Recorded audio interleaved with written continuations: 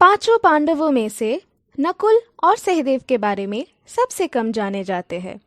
इस वीडियो में नकुल और सहदेव के बारे में हम आपको ऐसे ही कुछ बातें बताने वाले हैं जो आपको शायद पता ना हो।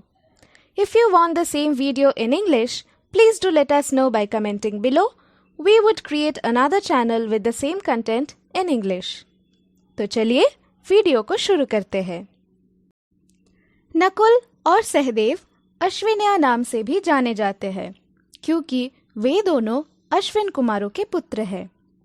दोनों अश्विन कुमार थे नसत्स्या और दसरा। जहाँ के नकुल थे नसत्स्या पुत्र, वहाँ सहदेव थे दसरा पुत्र। नकुल और सहदेव ये दोनों भाई माद्री नंदन के नाम से भी जाने जाते हैं क्योंकि वे दोनों महाराज पांडु के द्वितीय पत्नी माद्री के संतान थे। जहाँ कि नकुल जाने जाते हैं अपने सुंदरता के लिए क्योंकि ऐसा कहा जाता है कि नकुल जैसा सुंदर विश्व में और कोई भी नहीं था, और सहदेव को सबसे ज्यादा बुद्धिमान माना जाता है। ऐसा कहा जाता है कि अपने भाइयों में सबसे ज्यादा बुद्धि और ज्ञान सहदेव को ही था। दोनों भाई ही तलवारबाजी में पारंगत थे। अश्विन कुमारों के पुत्र होने के कारण वे दोनों चिकित्सा विद्या और आयुर्वेद के विषय में बहुत ज्ञान रखते थे। ये भी माना जाता है कि वे दो भाई पशु पक्षियों के मन के बात भी समझते थे।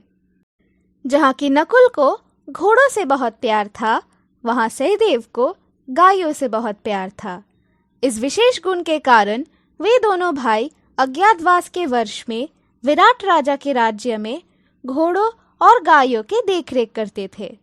उस वक्त नकुल अपना नाम बदल के ग्रंथिक और जयसेन रख लिया था और सहदेव तांत्रिपाल के नाम से जाना जाता था।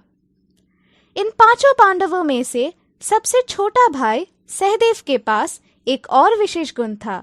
ऐसा माना जाता है कि सहदेव के पास भविष्य देखने की क्षमता भी था और कृष्ण के अतिरिक्त एकमात्र सहदेव को ही कुरुक्षेत्र के युद्ध के बारे में पहले से ही पता था।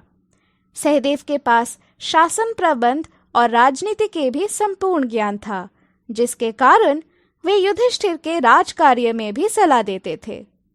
कुरुक्षेत्र के युद्ध में नकुल ने उल्लुकी का वध कर दिया था, जो शकुनी के पुत्र थे, और सहदेव ने युद्ध के 18वें दिन शकुनी को मार दिया था।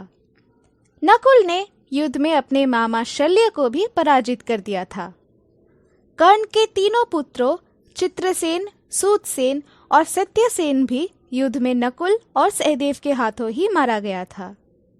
द्रौपदी के अतिरिक्त नकुल और सहदेव की और भी पत्नियां थीं। नकुल के दोनों पत्नियों की नाम था द्रौपदी और करेनुमति, और उनके पुत्रों के नाम था सतानिक और निरामृत। सहदेव की दोनों पत्नियां थी द्रौपदी और विजया, और उनसे प्राप्त हुए दोनों पुत्र थे श्रुतसेन और सुहोत्र। ये 5 पांडव अपने इन दोनों भाई नकुल और सहदेव के बिना संपूर्ण नहीं थे। महाभारत के इस शूरवीरों की कहानी में इनके महत्व भी कुछ कम नहीं था। इन 2 भाइयों की ये कहानी यहीं समाप्त होती है। ऐसे और भी जानकारियों के लिए चैनल को सब्सक्राइब करके बेल बटन को हिट कर दीजिए, और वीडियो अच्छी लगी है तो एक लाइक भी कर दीजिए। अगले वीडियो में फिर मिलेंगे कोई और कहानी के साथ। वीडियो के अंत तक बने रहने के लिए बहुत धन्यवाद।